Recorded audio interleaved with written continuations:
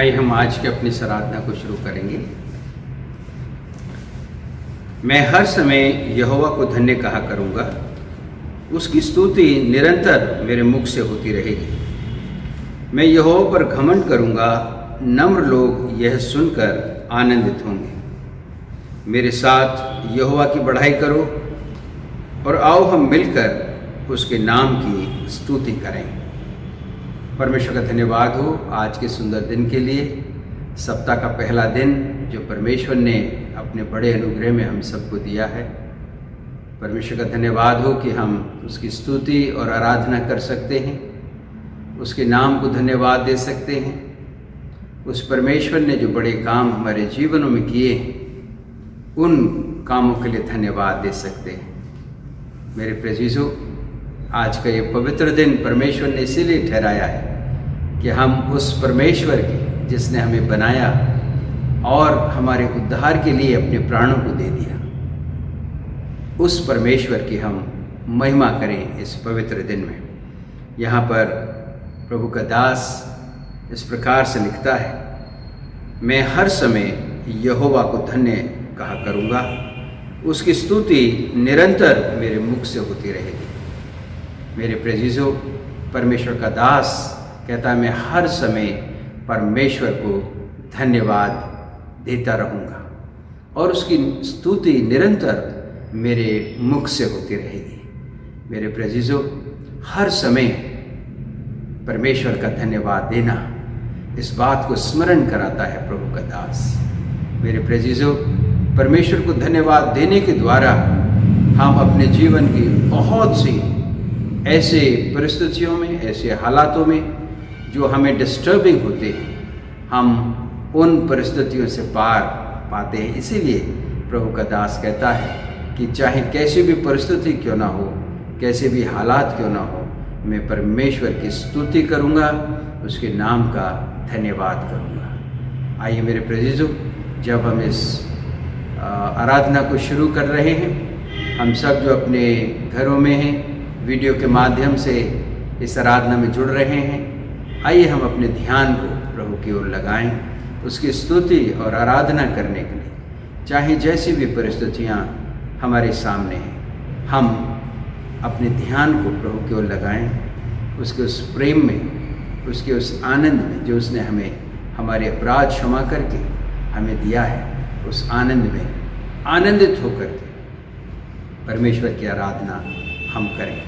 आइए हम इससे पहले कि आगे बढ़ें इस आराधना में, हम प्रार्थना में चलेंगे और मैं विनती करूंगा कि मिसेस अमिता मार्कस प्रार्थना में अगुवाई करें। आइए हम प्रार्थना करेंगे। धन्यवाद देते हैं हमारे महान और जीवित सामर्थ्य परमेश्वर। प्रभु जी, बड़ी नम्रता और दीनता के साथ प्रभु मैं आपके चरणों में आती हूँ। आपका धन्यवाद देती हूँ पिता परमेश्वर, आपके हर एक उपकार के लिए, आपकी दया के लिए प्रभु जी, आपके अनुग्रह के लिए आपका धन्यवाद देती हूँ पिता परमेश्वर। प्रभु, जैसा आपके वचन में लिखा है प्रभु की प्रति भोर पिता परमेश्वर आप अपने अनुग्रह को नए तौर पे प्रभु हमारे जीवनों के लिए भेजते हैं प्रभु। पिता परमेश्वर, मैं आपका धन्यवाद देती हूँ प्रभु जी। और प्रभु आपसे प्रार्थना करती हूँ पिता परमेश्वर कि जब प्रभु आज के दिन में हम आपके भवन में इकट्ठे हुए हैं पिता परमेश्वर, आपकी आराधना करने के लिए प्रभु जी, प्रभु आप हमें एक मन करिए पिता परमेश्वर, आप हमें तैयार करिए प्रभु जी, ताकि हम आपकी आराधना प्रभु आत्मा और सच्चाई के साथ करने वाले हो सकें। प्रभु जी, कलीसिया के हर एक जन को आपके सामर्थ्य हाथों में सौंपती हूँ प्रभु जी। हर एक जन पिता परमेश्वर आपके अनुग्रह में, आपके ज्ञान में, आपके पहचान में, आपके वचन की भूख और प्यास में पिता परमेश्वर बढ़ता जाए प्रभु जी। हमें से हर एक को प्रभु आप अपने योग्य बनाइए प्रभु जी, और पिता परमेश्वर अपनी आमद के लिए प्रभु आप हमें तैयार करिए प्रभु। अनुग्रह करिए पिता परमेश्वर की जबकि आपका आना बहुत ही निकट है प्रभु, हम लोग प्रभु जागृत पाए जाएं प्रभु जी, अपने आप को जांचें प्रभु, अपने आप को परखें पिता परमेश्वर, अपने आप को तैयार करें प्रभु जी, ताकि पिता परमेश्वर जब आप बातों पे हमें लेने के लिए आए प्रभु, तो हम पिता परमेश्वर आपके साथ जाने वाले हो सकें प्रभु जी। आज की पूरी आराधना को प्रभु मैं आपके सामर्थ्य हाथों में सौंपती हूँ पिता परमेश्वर। हमें से हर एक जन को प्रभु जी आपका आत्मा उभारे पिता परमेश्वर, हमें प्रभु जी आप तैयार करिए प्रभु, हमारे मनों को प्रभु आप ऐसा बनाइए प्रभु जी कि आपके वचन को हम रिसीव कर सकें प्रभु और उस पर चलने वाले हो सकें प्रभु जी। आप आपके दास को प्रभु जी, आज के वचन को, हर बात को प्रभु जी, गीतों को पिता परमेश्वर आपके सामर्थ्य हाथों में सौंपती हूँ प्रभु जी। आज की पूरी आराधना के द्वारा पिता परमेश्वर केवल आपको महिमा और जो लाल मिले प्रभु बड़ा अनुग्रह करिए। फिर से पिता परमेश्वर कलीसिया के हर एक जन को प्रभु आपके सामर्थ्य हाथों में सौंपते हुए, पूरी आराधना को आपके हाथों में सौंपते हुए धन्यवाद के साथ अपनी इस प्रार्थना को अपने धारकर्ता प्रभु यीशु मसीह के नाम से मांग लेती हूँ, आमीन। आइए हम परमेश्वर की आराधना और स्तुति में एक गीत गाएंगे और मैं विनती करूंगा ब्रदर टोनी से कि वो इस गीत में अगुवाई करें। इस गीत के द्वारा हम सब मिलकर परमेश्वर की महिमा करेंगे। सबको जय मसीह की। प्रभु का धन्यवाद करते एक बार फिर से प्रभु ने मौका दिया उसकी महिमा और उसकी स्तुति के लिए हम लोग इस्तेमाल हो सकें। क्रिसमस मंथ चालू हो चुका है और एक आनंद हमारे मनों में फिर से आया है और इस मंथ में हम लोग जगह जगह जाकर परमेश्वर की महिमा करते थे और लोगों को बताते थे परमेश्वर के जन्म के बारे में। लेकिन कोविड-19 की वजह से हम लोग बेशक बाहर नहीं जा पा रहे हैं, लेकिन ऑनलाइन वर्शिप के द्वारा हम लोग अभी भी परमेश्वर की महिमा कर सकते हैं, उसका प्रचार कर सकते हैं। तो आइए मिलकर इस क्रिसमस गीत को गाएंगे और परमेश्वर की महिमा करेंगे।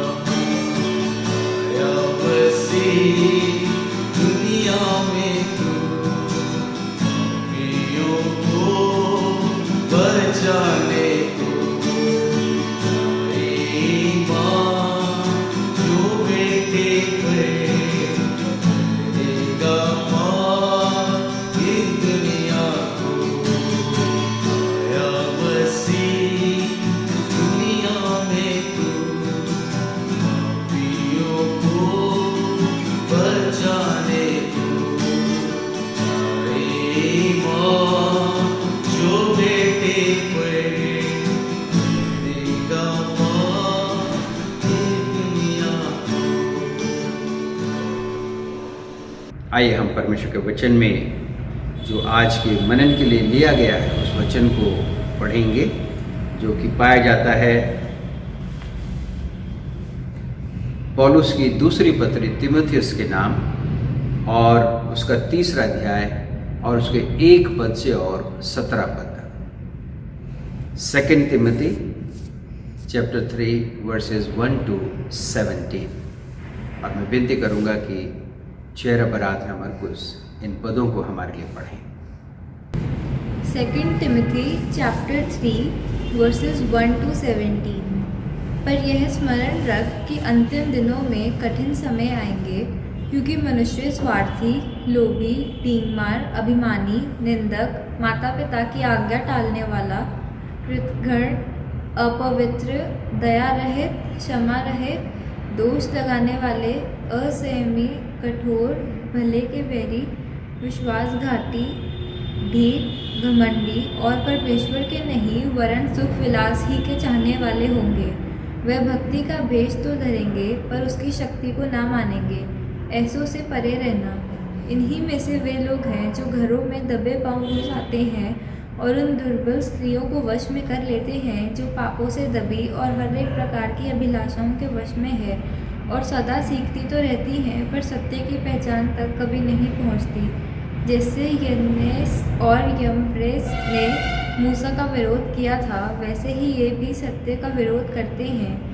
ये ऐसे मनुष्य हैं जिनकी बुद्धि भ्रष्ट हो गई है और वे विश्वास के विषय में निकम्मे हैं, पर वे इससे आगे नहीं बढ़ सकते, क्योंकि जैसे उनकी अज्ञानता सब मनुष्यों पर प्रकट हो गई है, वैसे ही इनकी भी हो जाएगी। परंतु तूने उपदेश, चाल चलन, मनसा, विश्वास, सहनशीलता, प्रेम, धीरज और सताए जाने और दुख उठाने में मेरा साथ दिया, और ऐसे दुखों में भी जो अंताकिया और इकुनियुम और लुस्त्रा में मुझ पर पड़े थे, और अन्य दुखों में भी जो मैंने उठाए हैं, परंतु प्रभु ने मुझे उन सब से छुड़ा लिया।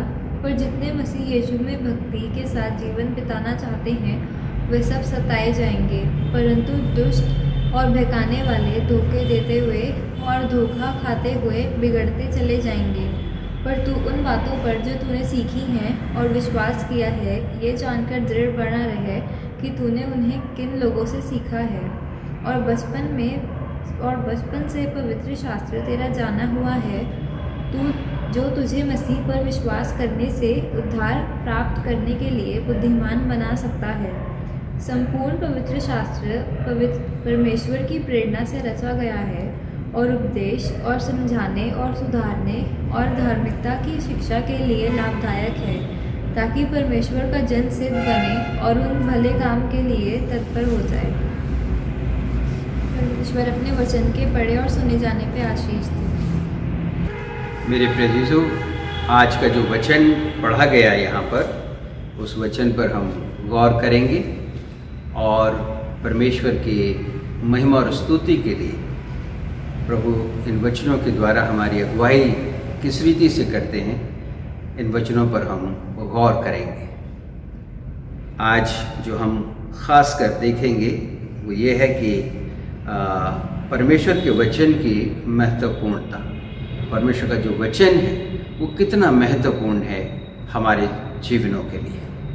मेरे प्रियजनों, ये उस समय की बात है जब पौलुस जेल खाने में है, गॉस्पेल के कारण, शुभ समाचार के कारण पौलुस जेल खाने में है, और जेल खाने से पौलुस तिमोथी को ये पत्र लिखते हैं।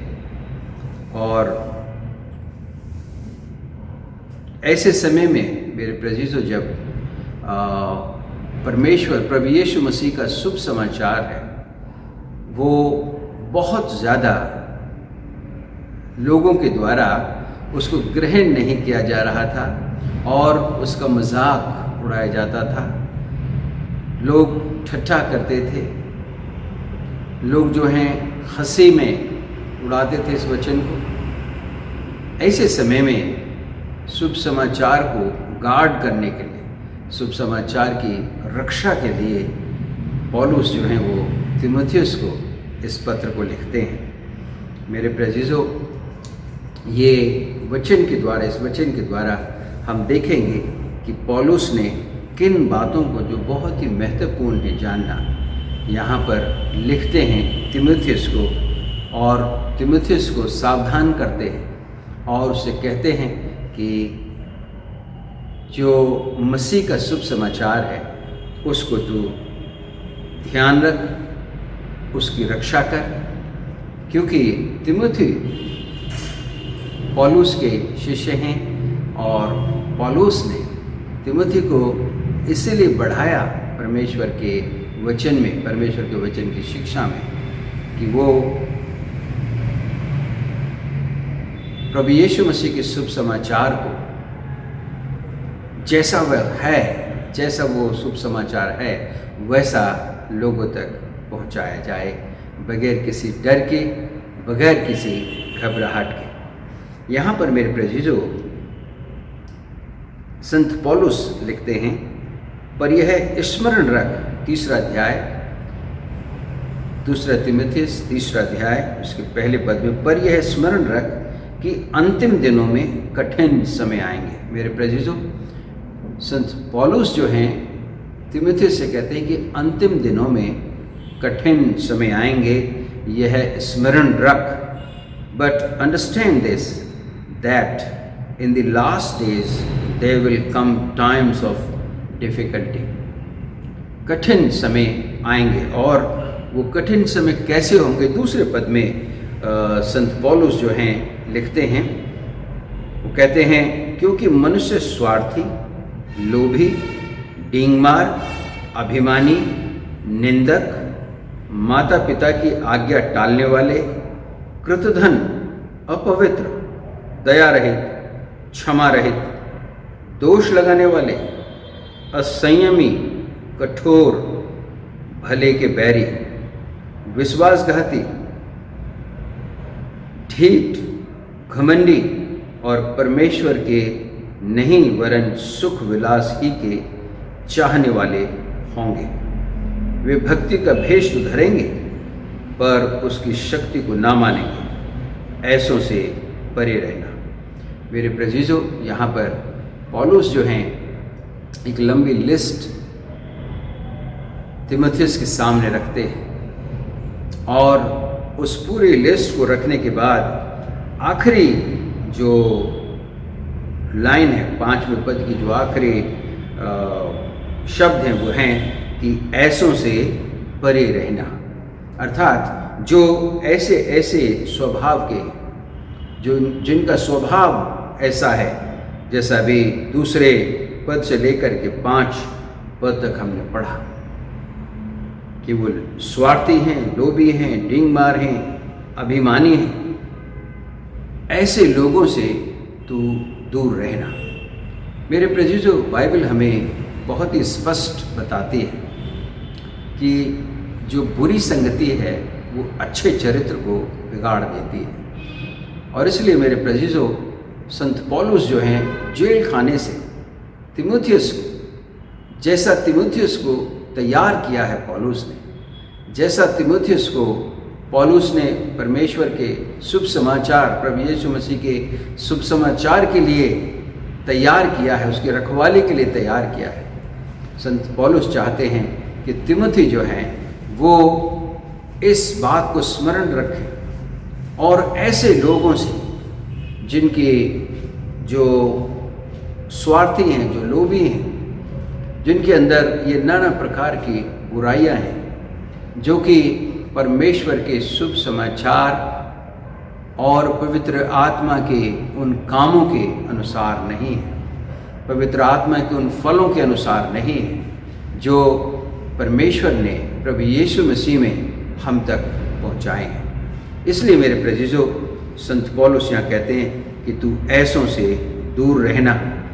अगर 3 अध्याय इसके 13वें पद को भी मैं आपके लिए पढ़ूँ तो वहाँ लिखा है, परंतु दुष्ट और बहकाने वाले, धोखा देते हुए और धोखा खाते हुए बिगड़ते चले जाएंगे। ऐसे हालात मेरे प्रियो यहाँ पर होंगे कि जो परिस्थितियाँ हैं वो बिगड़ती चली जाएंगी। जो इंसान है, जो मनुष्य है, वो परमेश्वर का चाहने वाला नहीं, परंतु यहाँ पर लिखा है परमेश्वर के नहीं, 4 पद में, परमेश्वर के नहीं वरन सुख विलास ही के चाहने वाले होंगे।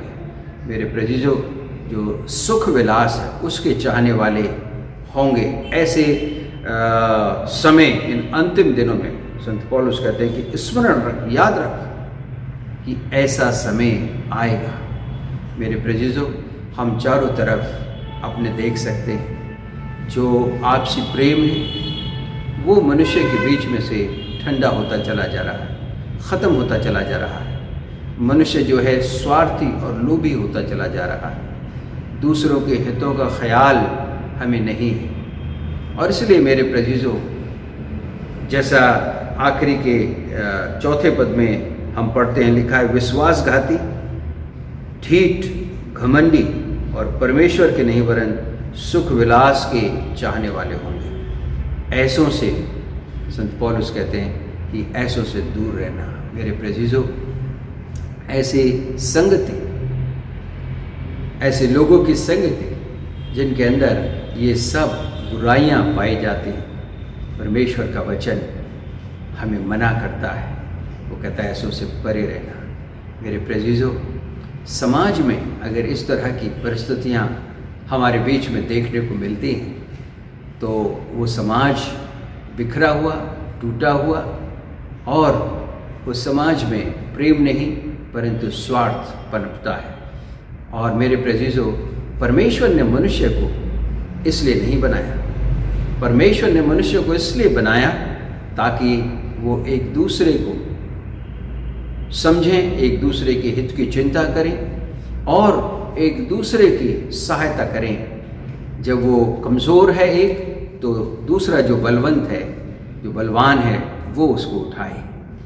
एक दूसरे की सहायता करते। मेरे प्रियजनों, स्वार्थी स्वभाव या स्वार्थी जो वातावरण है, ऐसा स्वार्थी जो सोच है, ऐसी सोच से परमेश्वर जो समाज है, जो लोग हैं, उनको बचाना चाहता है। इसीलिए यहाँ पर संत पौलुस जो हैं, परमेश्वर की ओर से इस वचन को पा करके तिमुथियुस से कहते हैं कि तू इन बातों से, ऐसे बातों से तू दूर रहना, ऐसे लोगों से तू दूर रहना। और एक और बात जो 5वें पद में वो कहते हैं कि वे भक्ति का भेष तो धरेंगे पर उसकी शक्ति को ना मानेंगे, ऐसों से परे रहना। मेरे प्रियजनों, भक्ति जो है उसका भेष धरना परंतु परमेश्वर की शक्ति को मानना, इन दोनों ही बातें मेरे प्रियजनों एक साथ होनी चाहिए। यहाँ पर संत पौलुस कहते हैं कि वे भक्ति का भेष तो धरेंगे। भक्ति का भेष मेरे प्रियजनों रखना वो बहुत आसान है, क्योंकि वो सब बाहरी दिखावा है। हम बाहर से अपने आप को ऐसा बना सकते हैं कि हम भक्त लोग लगें, हम भक्ति करने वाले लोग लगें। लेकिन मेरे प्रियजनों, अगर हम उसकी शक्ति को नहीं मानते, जो परमेश्वर की शक्ति उसे नहीं मानते, तो हमारा भक्ति का जो भेष है वो मेरे प्रियजनों उससे हमें कोई लाभ नहीं है, उससे समाज को कोई लाभ नहीं। भक्ति का भेष अगर हम रख रहे हैं तो मेरे प्रियजनों उस परमेश्वर की शक्ति को भी पहचानना होगा। और उसकी शक्ति जो है वो ये है कि हम एक दूसरे की चिंता करें, एक दूसरे के हितों का ख्याल करें, एक दूसरे को जब एक गिरता है तो दूसरा उसको उठाए जो बलवंत है। और हम इस तरह से अपने समाज में खुशी और आनंद पैदा करें। मेरे प्रियजनों, शांति पैदा करने के लिए समाज में हम शांति पैदा करें, इसलिए परमेश्वर ने हमें बनाया है। यहाँ पर संत पौलुस जो है इसीलिए तिमुथियुस से कहते हैं, जेल खाने में से कहते हैं कि मैं तो यहाँ कैद हूँ, लेकिन परमेश्वर का शुभ समाचार, प्रभु यीशु मसीह का शुभ समाचार जो कैद नहीं है तो उसकी रक्षा कर। और वो रक्षा कैसे होगी? ऐसे होगी कि तिमुथियुस जो है वो इन बातों को स्मरण रखे कि अंत के दिनों में ऐसा समय आएगा जब मनुष्य जो है वो नाना प्रकार की बुराइयों में गिर जाएंगे। मेरे प्रियजनों, दूसरी बात जो हम यहाँ 16 और 17 पदों में देखते हैं संत पौलुस जो हैं वो इन दोनों पदों में हमें इस वचन की जो ऑथेंटिसिटी है और उसका जो पर्पस है, जो प्रामाणिकता है और उसका उद्देश्य है, इस पर बात करते हैं। 16 और 17 पद तीमुथियुस इसका 3 अध्याय उसके 16 और 17 पद में आपके लिए पढ़ूंगा। संपूर्ण पवित्र शास्त्र परमेश्वर की प्रेरणा से रचा गया है और उपदेश और समझाने और सुधारने और धर्म की शिक्षा के लिए लाभदायक है, ताकि परमेश्वर का जन सिद्ध बने और हर एक भले काम के लिए तत्पर हो जाए। इंग्लिश में ऐसा लिखा है, all scriptures is breathed out by God and profitable for teaching, for reproof, for correction and for training in righteousness, that the man of God may be competent, equipped for every good work. So मेरे प्रेज़िज़ों, यहाँ पर हम देखते हैं कि इस वचन की जो प्रामाणिकता है, जो ऑथेंटिसिटी है, उसके विषय में संत पौलुस बात करते हैं और जो उद्देश्य है उसकी बात करते हैं। मेरे प्रेज़िज़ों, कई बार ये प्रश्न उठते हैं कि जो ये परमेश्वर का वचन है, ये जो बाइबल है, इसमें बहुत से बदलाव हो गए हैं, ये ओरिजिनल बाइबल नहीं है। मेरे प्रेज़िज़ों, ऐसी बात नहीं है। और दूसरे जो प्रश्न उठते हैं वो ये भी उठते हैं कि ये इंसानों के लिखे हुए शब्द हैं। मेरे प्रेज़िज़ों, ये भी बात जो है बिल्कुल गलत है। ये बात सच है कि हाँ, लोगों ने इन बातों को अपनी कलम से लिखा, लेकिन मेरे प्रेज़िज़ों, जो सोच थे, जो विचार थे, जो वचन थे, वो उन लोगों के अपने नहीं थे। वो वचन, वो शब्द परमेश्वर के द्वारा दिए गए थे। जैसा 16वें पद में हम पाते हैं, संपूर्ण पवित्र शास्त्र परमेश्वर की प्रेरणा से रचा गया। मेरे प्रेज़िज़ों, परमेश्वर की प्रेरणा के द्वारा, अर्थात परमेश्वर से प्राप्त करके इन वचनों को, इन शब्दों को, जो भी प्रभु के दास रहे, उन्होंने इन शब्दों को लिखा है। परमेश्वर का आत्मा उनके मुख में इन शब्दों को डालता था और तब वो इन शब्दों को लिखा करते थे। सो मेरे प्रेज़िज़ों, ये परमेश्वर का वचन है। परमेश्वर स्वयं इसका लिखने वाला है, परमेश्वर स्वयं इसका देने वाला है। ये परमेश्वर के वचन, और इसलिए मेरे प्रेज़िज़ों, ये इनफॉलेबल वर्ड ऑफ गॉड है, क्योंकि परमेश्वर के वचन में कोई भी कमी नहीं हो सकती, कोई भी एरर नहीं हो सकता है, क्योंकि परमेश्वर जो सच्चाई है, परमेश्वर जो रोशनी है, उस परमेश्वर के द्वारा इन वचनों को परमेश्वर ने अपनी आत्मा के द्वारा अपने उन दासों के मुख में डाला, जिन्होंने इन शब्दों को लिखा। बाद में इनको कंपाइल किया गया, अलग अलग लिखे गए प्रभु के दासों के द्वारा, अलग समय में अलग अलग लोगों के द्वारा लिखे गए। बाद में इन सबको कंपाइल किया गया। और मेरे प्रेज़िज़ों, सबसे ज़बरदस्त यूनिटी जो है वो इन 66 किताबों में हम देखते हैं। इसीलिए यूनिक वर्ड ऑफ गॉड है, क्योंकि एक वचन जो हज़ारों साल पहले लिखा गया, दूसरा वचन जो हज़ारों साल बाद लिखा गया, उनके बीच में एक ज़बरदस्त यूनिटी है। और कुछ वचनों को बहुत ही ज्ञानवान, समझदार, पढ़े लिखे लोगों पर प्रकट किया गया, प्रकाशित किया गया, और कुछ वचनों को बिल्कुल अनपढ़, जैसे कि मछुआरे, चरवाहे, उनके ऊपर प्रकट किया। लेकिन मेरे प्रेज़िज़ों, जो यूनिटी है सभी 66 किताबों में, वो इस पुस्तक बाइबल, क्योंकि परमेश्वर की प्रेरणा के द्वारा लिखा गया, इसलिए इसको जो है एक यूनिक किताब, एक अनोखी किताब जो है बनाते हैं, क्योंकि परमेश्वर ने स्वयं अपनी प्रेरणा के द्वारा इन शब्दों को अपने लोगों के मुख में डाला। दूसरी बात जो हम यहाँ पर देखते हैं वो है कि उपदेश और समझाने और सुधारने और धर्म की शिक्षा के लिए लाभदायक है। मेरे प्रेज़िज़ों, ये जो पुस्तक है ये उपदेश देने के लिए, समझाने के लिए, सुधारने के लिए और धर्म की शिक्षा के लिए लाभदायक है, ताकि परमेश्वर का जन सिद्ध बने।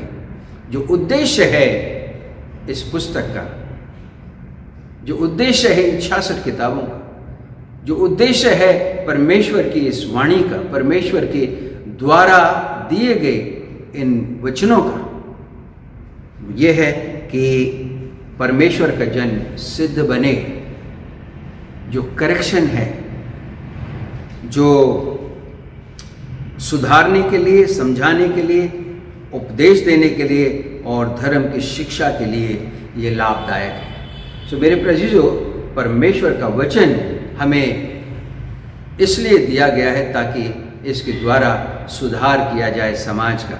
जैसा हमने पहले 5 पदों में देखा, वहाँ पर संत पौलुस तीमुथियुस से लिखते हैं कि ऐसे ऐसे लोग जो हैं, इन गलत आचरण के लोग जो हैं, वो आखिरी के दिनों में, अंत के दिनों में देखने को मिलेंगे।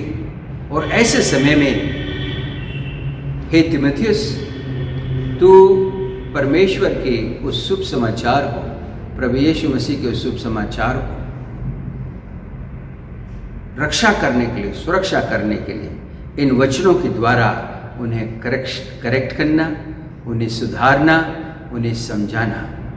अर्थात मेरे प्रेज़िज़ों, परमेश्वर का वचन हमारे जीवन में जहाँ हम गलत हैं वहाँ ये परमेश्वर का वचन हमें टोकता है। इसीलिए मेरे प्रेज़िज़ों, परमेश्वर के वचन को हथौड़ा कहा गया है, इसीलिए परमेश्वर के वचन को तलवार कहा गया है, क्योंकि मेरे प्रेज़िज़ों, वो हमारे जीवनों में से उन गंदी आदतों को काट के निकालता है ये वचन। इसलिए तलवार और वो चीज़ें जो हमारे जीवनों में कठोर बन कर के रह गई हैं, उनको ये वचन हथौड़े की मानंद, जैसे हथौड़ा कठोर वस्तु को तोड़ने के लिए इस्तेमाल किया जाता है, वैसे ही मेरे प्रेज़िज़ों, ये वचन हमारे जीवन की उन कठोर बातों को तोड़ने के लिए इस्तेमाल किया जाता है।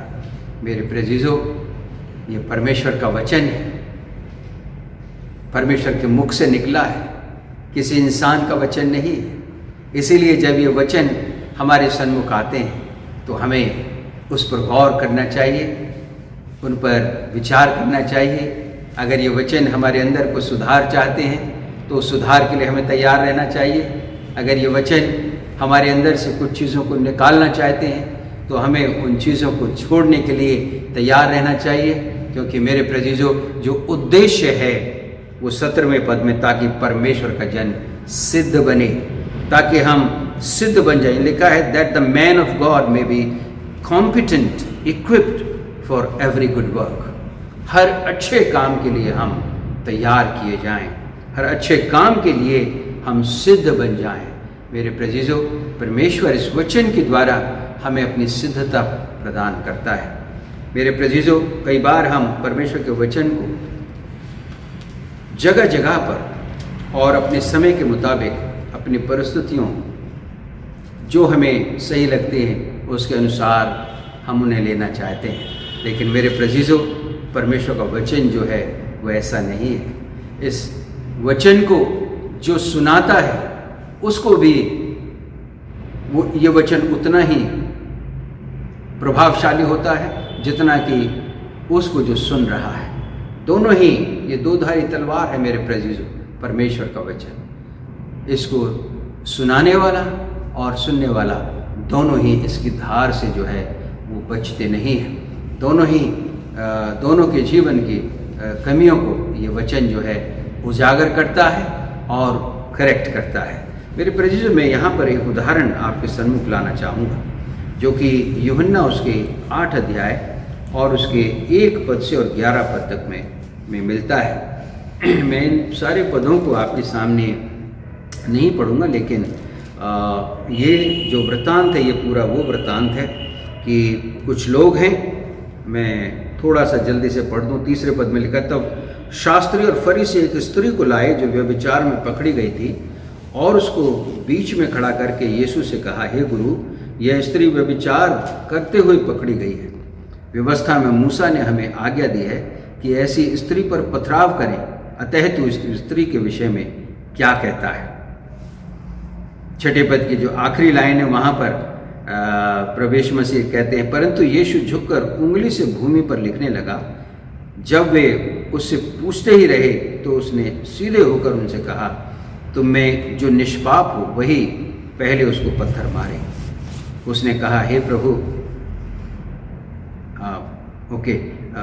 7वें पद तक कि तुम में जो निष्पाप है वही उसको पत्थर मारे। मेरे प्रेजिजो, यहाँ पर कुछ लोग हैं, फरीसी शास्त्री, प्रभु यीशु मसीह के पास एक स्त्री को लेके आते हैं, कहते हैं व्यभिचार में पकड़ी गई है और कहते हैं कि मूसा की व्यवस्था हमें इसको पत्थरवा करने की इजाज़त देती है। प्रभु आप क्या कहते हैं? प्रभु यीशु मसीह को वो परखना चाह रहे थे। मेरे प्रेजिजो, प्रभु यीशु मसीह ने ज़मीन पर बगैर कुछ बोले हुए लिखना शुरू कर दिया, बगैर कुछ लिखना शुरू कर दिया, बोले बगैर कुछ बोले। और उसके बाद लिखने के बाद प्रभु यीशु मसीह ने कहा, तुम में से जिसने पाप नहीं किया है वो इसको पत्थर मारे। जिसने पाप नहीं किया है अपने जीवन में वो इसको पत्थर मारे। मेरे प्रेजिजो, बाइबल बताती है कि वो सब वहाँ से चले गए क्योंकि वो सब जानते थे सब गुनहगार हैं। मेरे प्रेजिजो, हम कई बार दूसरे के गुनाह को देखते हैं, दूसरे की कमी को देखते हैं, लेकिन अपनी कमी हमें दिखाई नहीं देती है। बाइबल में कई ऐसे उदाहरण हैं मेरे प्रेजिजो, जब परमेश्वर का वचन हमें बताता है कि हम कई बार दूसरों की आँख का तिनका देखते हैं, लेकिन अपनी आँख में जो बड़ा सा लट्ठा है वो हमें नहीं दिखता है। मेरे प्रेजिजो, परमेश्वर का वचन जो है वो सबके लिए बराबर है।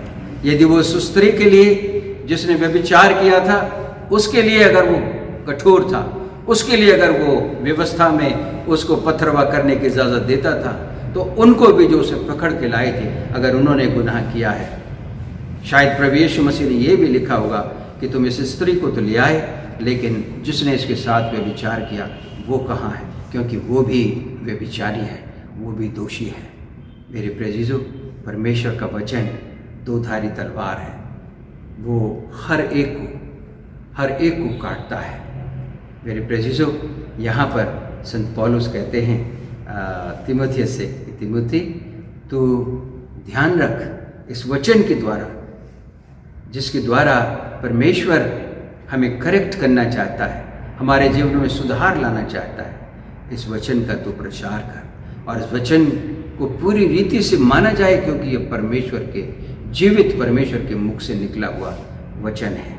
मेरे प्रेजिजो, हम परमेश्वर के वचन को किस रीति से लेते हैं, ये बहुत महत्वपूर्ण बात है। क्या परमेश्वर का वचन हमारे जीवन की कमियों को उजागर नहीं करता है? करता है मेरे प्रेजिजो। हम इस वचन को जब देखते हैं, जब पढ़ते हैं, इस बात को स्मरण रखें कि मेरे जीवन की जो कमियां हैं उन पर भी मैं विचार करूं, उन पर भी हम विचार करें। और अगर वचन हमें कुछ बदलने के लिए कहता है, निकालने के लिए कहता है, तो उन्हें हम निकालें।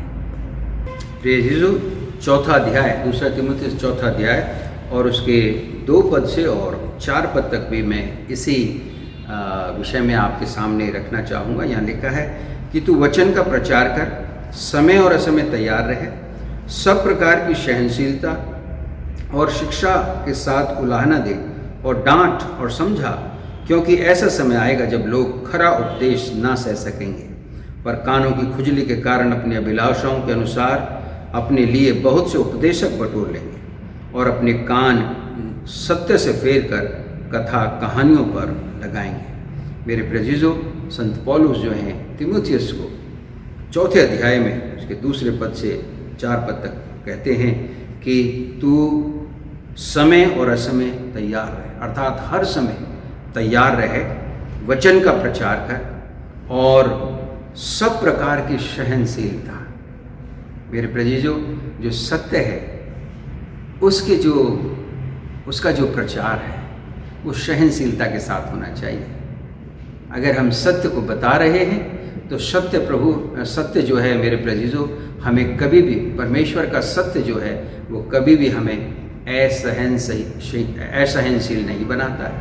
हमें सहनशीलता से प्रचार करना है, बताना है, और शिक्षा के साथ उलाहना दे और डांट और समझा। शिक्षा के साथ, एक शिक्षा के रूप में हमें जो है जहाँ डांट की ज़रूरत है वहाँ डांटना है, जहाँ पर समझाने की ज़रूरत है वहाँ समझाना है, जहाँ उलाहना देने की ज़रूरत है वहाँ उलाहना देते। लेकिन ये सारे काम सहनशीलता के साथ होने चाहिए। आगे लिखा, क्योंकि ऐसा समय आएगा जब लोग खरा उपदेश ना सह सकेंगे, पर कानों की खुजली के कारण अभिलाषा के अनुसार अपने लिए बहुत से उपदेशक बटोर लेंगे। मेरे प्रियजनों, ऐसा समय संत पौलुस कहते हैं आएगा जब खरा उपदेश, सच्चाई का उपदेश लोग सुनना नहीं चाहेंगे, क्योंकि सच्चाई का उपदेश जो है मेरे प्रियजनों वो रोशनी है, ज्योति है, वो अंधकार के कामों को प्रकट करती है। सच्चाई का वचन जो उजियाला है, जो रोशनी है, जो हमारे दिलों को रोशन करता है, हमारे जीवनों को रोशन करता है, वो अंधकार के कामों को प्रकट करता है। मेरे प्रियजनों, यदि हम अंधकार के कामों में हैं तो अवश्य है कि हम कभी भी उस वचन को ग्रहण नहीं करेंगे जो सत्य का वचन है, क्योंकि उसके द्वारा हमारे जो अंधकार है, हमारे जीवन का अंधकार है, वो प्रकट किया गया है। बाइबल बताती है मेरे प्रियजनों, यूहन्ना उसके पहले अध्याय में, कि वो अपनों के बीच में आया लेकिन अपनों ने उसे ग्रहण नहीं किया। वो ज्योति था लेकिन अंधकार ने उसे ग्रहण नहीं किया। मेरे प्रियजनों, परमेश्वर का वचन जो कि स्वयं प्रभु यीशु मसीह लिखा है, वो वचन देहधारी हुआ। यही वचन जो आत्मा का वचन है वो देहधारी बन करके कुछ ही दिनों के बाद हम प्रभु यीशु मसीह के जन्म के विषय में हम विचार करेंगे। मेरे प्रियजनों, वो इंसान बन गया। ये वचन, सत्य का वचन इंसान बन के हमारे बीच में आ गया। मेरे प्रियजनों, आइए हम सहनशीलता के साथ इस वचन को, सत्य वचन को बहुत से ऐसे लोगों को बताएं जिन्होंने अपने जीवन के सत्य मार्ग से भटक गए हैं और अलग हो गए हैं। मेरे प्रियजनों, तीसरी बात जो यहाँ पर हम देखते हैं वो है कि परमेश्वर जो हैं वो शिक्षा को अनसुना करके नहीं पसंद करते हैं। कोई व्यक्ति शिक्षा को अनसुना करे, अनदेखा करे, यह बात परमेश्वर को पसंद नहीं है। अगर मैं आपके सामने नीति वचन उसका 5 अध्याय और उसके 11 से 13 पद पढ़ूं, नीति वचन प्रोवर्ब्स और उसका 5 अध्याय 11 से 13 3 पद में आपके लिए पढ़ूंगा। यहाँ लिखा है, और तू अपने अंतिम समय में जबकि तेरा शरीर क्षीण हो जाए तब यह कहकर हाय मारने लगे कि मैंने शिक्षा से कैसा बैर किया और डांटने वाले का फैसला तिरस्कार किया। कैसा तिरस्कार किया? मैंने अपने गुरुओं की बातें ना मानी और अपने सिखाने वालों की ओर ध्यान ना लगाया। मेरे प्रियजनों, ये बहुत ही गंभीर शिक्षा है, बहुत ही गंभीर बातें हैं। परमेश्वर क्यों नहीं चाहता कि शिक्षा का तिरस्कार? क्योंकि मेरे प्रियजनों, शिक्षा का तिरस्कार करके हम कभी भी खुश नहीं रह सकते। हम अपने जीवन में, भविष्य में हम ज़रूर उन बातों के लिए पछतावा हमारे जीवन में रह जाएगा। कितनी बार मैं बहुत से लोगों के मुख से इस बात को सुनता हूँ कि काश कि मैं ऐसा ना करता, काश कि मुझसे ये ना हुआ होता, काश कि ये बात मैं ना करता। मेरे प्रियजनों, परमेश्वर की शिक्षा, परमेश्वर के वचन की शिक्षा हमारे पास आती है। परमेश्वर का आत्मा हमें आगाह करता है, लेकिन हम उसे अनसुना और अनदेखा करते हैं। यहाँ पर जो गंभीर बात है वो ये है, वो कहते हैं जबकि तेरा शरीर क्षीण हो जाए तब यह कहकर हाय मारने लगे मैंने शिक्षा से कैसा बैर किया और डांटने वाले का कैसा तिरस्कार किया। मैंने अपने गुरुओं की बातें नहीं मानी और अपने सिखाने वालों की ओर ध्यान ना लगाया। मेरे प्रियजनों, जो हमारे शिक्षक हैं, परमेश्वर के द्वारा जो हमारे शिक्षक हैं, जो सेवक हैं, जो इसलिए दिए गए हैं हमें कि हमें परमेश्वर के वचन की बातों में बढ़ाएं, परमेश्वर के वचन की शिक्षा दें। मेरे प्रेजीजों, ये बहुत ही आवश्यक है, ज़रूरी है कि हम उन शिक्षकों की बातों को सुनें। मेरे प्रेजीजों, परमेश्वर के वचन से के द्वारा जो बातें दी जाती हैं, जो कही जाती हैं, अगर उसमें हमारा सुधार करने के लिए अगर डांट छिपी हुई है तो मेरे प्रेजीजों, उस डांट को हमें एक्सेप्ट करना चाहिए, क्योंकि उसके बाद आगे का जो जीवन है वो आशीषों से भरा हुआ है। और मेरे प्रेजीजों, पश्चाताप, जो हम बाद में पछताना ना पड़े हमें कि हम ऐसा कर लेते, हमने ऐसा नहीं किया, हम कर लेते तो शायद ये होता, ऐसा पछतावा हमें ना करना पड़े। रिग्रेट फीलिंग जो है वो हमें ना आए। इसलिए मेरे प्रेजीजों, प्रभु चाहते हैं कि हम शिक्षा से बैर ना करें। लिखा है कि काश कि मैं अपने डांटने वालों का तिरस्कार ना किया होता, मैंने अपने गुरुओं की बात मानी होती और मैं अपने सिखाने वाले की ओर ध्यान लगाया होता। मेरे प्रेजीजों, परमेश्वर का वचन जो है, जो हम तक पहुंचा है, ये इसीलिए पहुंचा है, जैसे हमने अभी 16-17 पदों में पढ़ा, 3 अध्याय के 16-17 पदों में, ये सिखाने के लिए, समझाने के लिए, सुधारने के लिए ये वचन हमें दिए गए हैं ताकि परमेश्वर का जन सिद्ध बने। मेरे प्रेजीजों, आइए हम परमेश्वर के वचनों का आदर करें, परमेश्वर के वचनों को अपने जीवनों में पालन करते हुए, उस शिक्षा को लेते हुए हम अपने जीवनों को परमेश्वर के योग्य बनाएं। प्रभु इन वचनों के द्वारा आप सबको आशीष देवे। आइए हम प्रभु भोज में चलेंगे और कोरस नंबर 108 गाएंगे। एक खून की नदी जारी है यीशु की सूली से, और जो कोई उसमें नहाएगा यकीनन साफ होगा। ये खून की नदी जारी है यीशु की सूली से, और जो कोई उसमें नहाएगा यकीनन साफ होगा। मैं जानता हूँ, मैं मानता हूँ, यीशु मेरे लिए सलीब पर हुआ था कुर्बान, बचाने को मुझे।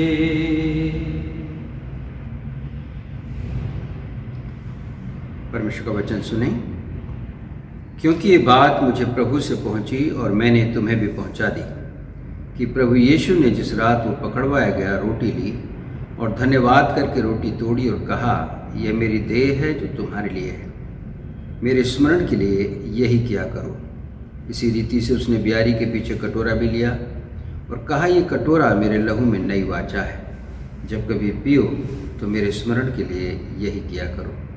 क्योंकि जब कभी तुम ये रोटी खाते और इस कटोरे में से पीते हो तो प्रभु की मृत्यु को जब तक वह ना आए प्रचार करते हो। इसलिए जो कोई अनुचित रीति से प्रभु की रोटी खाए या उसके कटोरे में से पिए, वो प्रभु की देह और लोहू का अपराधी ठहरेगा। इसलिए मनुष्य अपने आप को जांच ले और इसी रीति से इस रोटी में से खाए और इस कटोरे में से पिए। क्योंकि जो खाते पीते समय प्रभु की देह को ना पहचाने, वह इस खाने और पीने से अपने ऊपर दंड लाता है। इसी कारण तुम्हें बहुत से निर्बल और रोगी हैं और बहुत से सो भी गए। यदि हम अपने आप को जांच दें तो दंड ना पाते। मेरे प्रेजीजों, आइए हम, जैसा परमेश्वर का वचन बताता है, हम अपने आप को जांचें। प्रभु यीशु मसीह के बदन के तोड़े जाने की यादगार में इस रोटी को जब हम लेते हैं और प्रभु यीशु मसीह के लहू को बहाए जाने की यादगार में जब हम इस कटोरे में से पीते हैं, मेरे प्रेजीजों, परमेश्वर का वचन बताता है कि हम उसकी मृत्यु को, उसके बदन में हम सहभागी हुए हैं, उसकी मृत्यु में हम सहभागी हुए हैं। क्या ये हमने विश्वास किया है कि प्रभु यीशु मसीह हमारे गुनाहों की खातिर मारा गया, उसका शरीर हमारे गुनाहों से हमें क्षमा करने के लिए, नया जीवन देने के लिए उसका शरीर हमारे लिए तोड़ा गया। मेरे प्रियजनों, यदि हमने इस विश्वास को किया है कि प्रभु यीशु मसीह हमारे लिए मारा गया, गाड़ा गया, तीसरे दिन जीवित हो गया और अब हमें वो लेने आएगा, अगर हम ये विश्वास करते हैं और इसका बाहरी चिन्ह जो बपतिस्मा है अगर हमने लिया है पिता पुत्र पवित्र आत्मा के नाम से, तो हम इस रोटी में से खा सकते हैं और इस कटोरे में से पी सकते हैं। आइए हम अपने आप को जांच लें।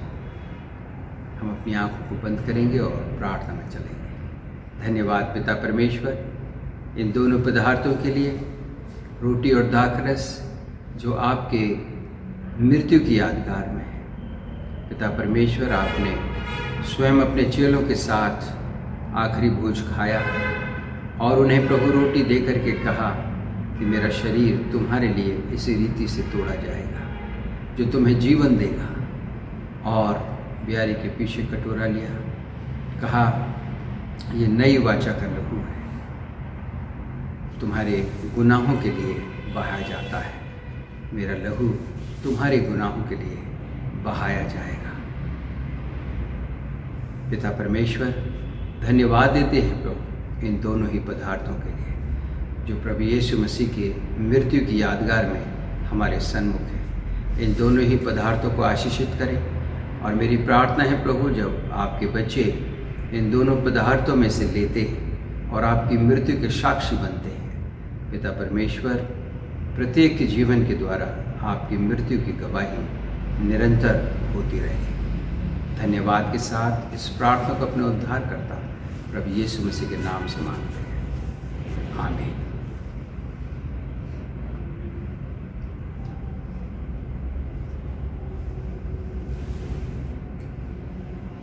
आप रोटी, जिन्होंने प्रभु यीशु मसीह के नाम पर विश्वास किया है और अपने पापों से पश्चाताप किया है, मैं चाहूँगा कि आप रोटी को अपने हाथ में ले लें। जब मैं कहूँ तब हम एक साथ इस रोटी में से खाएंगे, इस बात की यादगार में कि मसीह यीशु का बदन हमारे गुनाहों के लिए तोड़ा गया। इस रोटी में से एक साथ खाएं।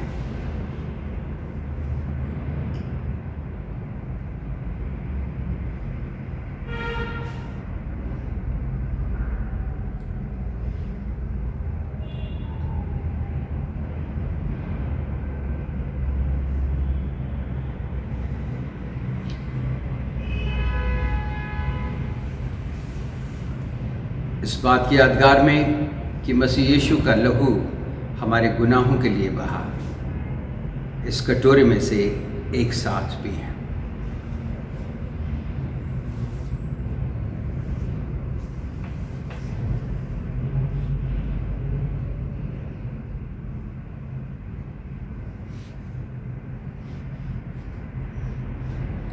प्रभु यीशु मसीह की मृत्यु की गवाही अपने जीवनों के द्वारा जब तक प्रभु का द्वितीय आगमन हो और हम जीवित हैं, उसकी मृत्यु का प्रचार अपने जीवनों से करते रहें। परमेश्वर की शांति जो मनुष्य की समझ से परे है, आप सबके जीवनों में बनी रहे। प्रभु यीशु मसीह के नाम से इस प्रार्थना को मांगते हैं, आमीन। आइए अब हम एक गीत सुनेंगे। ब्रदर टोनी इस गीत में अगुवाई करेंगे और हम सब परमेश्वर की महिमा के लिए इस गीत को गाएंगे।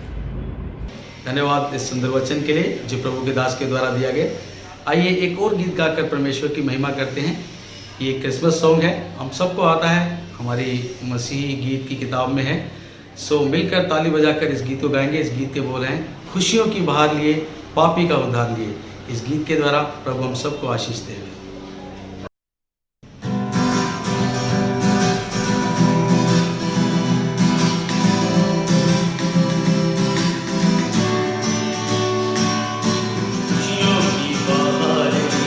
पापी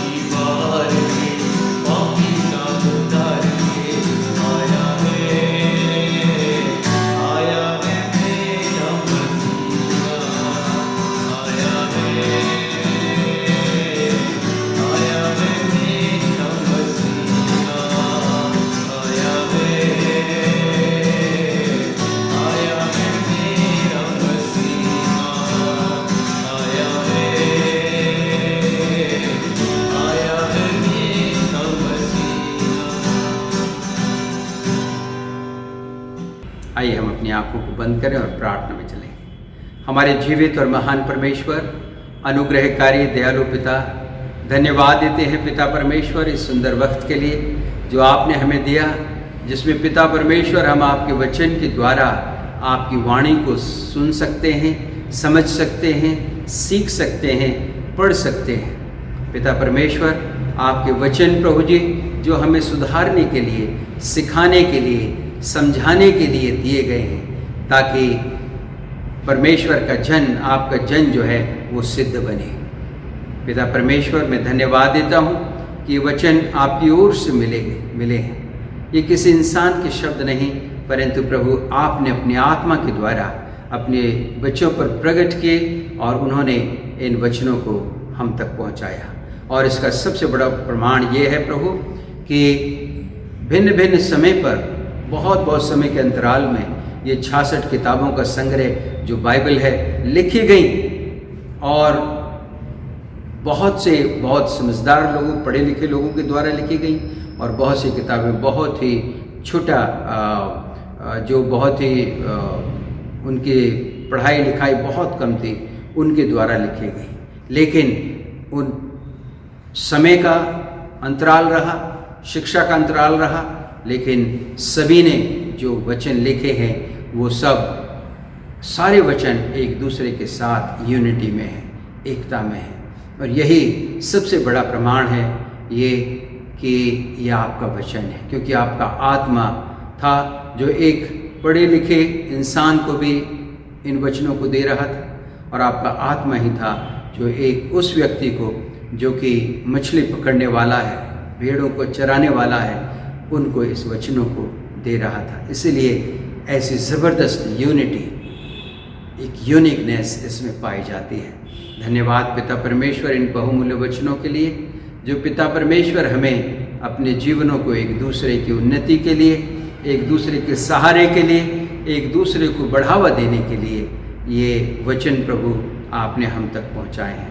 पिता परमेश्वर, मैं इस समय प्रार्थना करता हूँ प्रभु उन लोगों के लिए जो बीमार हैं। ख़ासकर मेरी प्रार्थना है पिता परमेश्वर भाई साइमन सोलोमन के लिए, जो कि प्रभु हॉस्पिटल में एडमिट हैं, और कल ही प्रभु उनका कोविड टेस्ट जब हुआ वो पॉजिटिव पाए गए, और जीवित परमेश्वर उनके शरीर में जो तकलीफ़ें हैं वो भी इतनी ज़्यादा बढ़ गई हैं कि उनका जो गला है वो चोक हो गया और उनको निमोनिया की समस्या हो गई। पिता परमेश्वर, डॉक्टर्स जो हैं बड़ी चिंता का विषय मान रहे हैं, लेकिन पिता परमेश्वर हमारा भरोसा आपके ऊपर है। जीवित परमेश्वर अनुग्रह करें, दया करें, डॉक्टरों को ज्ञान बुद्धि समझ दें, और होने दें पिता परमेश्वर कि वो भाई जल्दी से जल्दी उन दवाइयों के द्वारा पिता परमेश्वर जो उन्हें दी जाती हैं वो जल्दी से जल्दी पिता उस परिस्थिति में से बाहर आ जाए।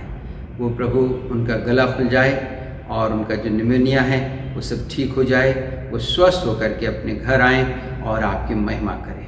पिता परमेश्वर, आपने अपने लहू को हमारी बीमारियों के लिए बहा दिया, हमारी चंगाई के लिए बहा दिया। पिता परमेश्वर, भाई साइमन को अपने लहू से धोएं प्रभु, शुद्ध करें, और जो बीमारी है, कमज़ोरी है, उसे दूर करें। पिता परमेश्वर, मैं कलीसिया के सभी लोगों को आपके हाथों में देता हूँ, सभी के जीवनों पर आपके आशीष मांगता हूँ। पिता परमेश्वर, सभी कलीसिया से जुड़े हुए बच्चे, बुजुर्ग, जवान, सभी प्रभु आपके अनुग्रह में निरंतर बढ़ते जाएं और आपकी महिमा अपने जीवनों से करें। सामर्थ्य परमेश्वर, मैं प्रार्थना करता हूँ प्रभु अपने देश के लिए, हमारे देश को आशीषित करें पिता। तमाम जो समस्याएं हैं प्रभु, खासकर अभी जो किसानों से जुड़ी जो भी समस्याएं हैं पिता, मेरी प्रार्थना है प्रभु जो सरकार में प्रभु नुमाइंदे हैं जो इंटरेक्ट कर रहे हैं किसानों के साथ, मेरी प्रार्थना है प्रभु ऐसा हल निकल के आ जाए पिता, जिसमें जो ये एजिटेशन है पिता ये ख़त्म हो। किसान जो प्रभु बहुत ही खुले, ऐसे ठंड में खुले आकाश के नीचे, जैसा सुना गया कि वो काफ़ी कुछ लोग बीमार भी हैं पिता, ये प्रभु जल्द से जल्द ये एजिटेशन ख़त्म हो। आप गवर्नमेंट को भी प्रभु जो नुमाइंदे हैं उनको ऐसे बुद्धि, ज्ञान, अक्ल दीजिए पिता, जिससे वो प्रभु जी किसानों की इन समस्याओं को पिता परमेश्वर इस रीति से हल करें कि वो भी खुश होकर के अपने घर जाएं पिता, और इस रीति से पिता परमेश्वर ये एजिटेशन ख़त्म हो जाए। सामर्थ्य पिता परमेश्वर, मैं प्रार्थना करता हूँ प्रभु जी, हमारे देश में अपनी शांति दें। हर एक जन प्रभु मेल से, प्रेम से, शांति से रहें प्रभु, और आपकी महिमा करें। कलीसिया से संबंधित प्रभु हमारी जो भी ज़रूरतें हैं पिता, उन सबको मेरी प्रार्थना है पिता परमेश्वर, आप आज तक अपने स्वर्गीय भंडार से पूरा करते आए हैं। अपने बच्चों के द्वारा प्रभु आपने कलीसिया की सभी ज़रूरतों को पूरा किया है। पिता परमेश्वर, मेरी प्रार्थना है आप प्रभु आने वाले दिनों में भी अपने बच्चों को उभारें प्रभु, ताकि जो भी ज़रूरतें हैं कलीसिया की, वो सब पिता परमेश्वर आपके बच्चों के द्वारा पूरी हों, जो कि प्रभु आपके वचन की सिखाया हुआ तरीका है आपके भवन की सेवकाई के लिए, देने के लिए, क्योंकि उसकी बड़ी आशीषें पिता आपने ठहराई हैं। जीवित परमेश्वर, जो हमारी चिंताएं हैं, कोर्ट से रिलेटेड, कोर्ट कंसर्न जो बातें हैं पिता, वो सब कुछ आप देख रहे हैं पिता परमेश्वर, कोई बात आपसे छिपी नहीं। पिता परमेश्वर अनुग्रह करें, दया करें पिता, इस जगह में प्रभु जी जो सेवा हो रही है, इसी रीति से प्रभु ये सेवा चलती रहे, किसी भी प्रकार का कोई भी प्रभु जी हिंडरेंस ना हो पिता। हर एक वो बात प्रभु जी जो हमारे इस स्मूथ रनिंग को किसी भी रीति से बाधित कर सकती है, पिता परमेश्वर उससे आप हमें बचाएं। पिता परमेश्वर, आपके हाथों में हम सारी बातों को सौंप देते हैं, क्योंकि प्रभु आप हमारे लिए पिता जो उचित है उसे प्रभु पूरा करेंगे। पिता परमेश्वर, फिर से सारी बातों के लिए धन्यवाद देते हुए, अपने देश के लिए आशीष मांगते हुए, बीमारों के लिए चंगाई मांगते हुए, और जिन लोगों ने प्रभु कोविड-19 की वजह से अपने प्रियजनों को खोया है, उनके जीवनों में प्रभु आपकी सांत्वना मांगते हुए, जो लोग बीमार हैं पिता, खासकर भाई साइमन, प्रभु उनके लिए आपकी चंगाई को मांगते हुए इस प्रार्थना को अपने उद्धारकर्ता प्रभु यीशु मसीह के नाम से मांगते हैं, आमीन। आशीष वचन प्राप्त करें। अब हमारे परमेश्वर पिता का प्रेम, मसीह यीशु का अनुग्रह, पवित्र आत्मा की सहभागिता हम सब के साथ अब से लेकर हमेशा हमेशा तक होती रहे, आमीन। आप सब स्वस्थ रहें, सुरक्षित रहें और परमेश्वर की उपस्थिति में बने रहें।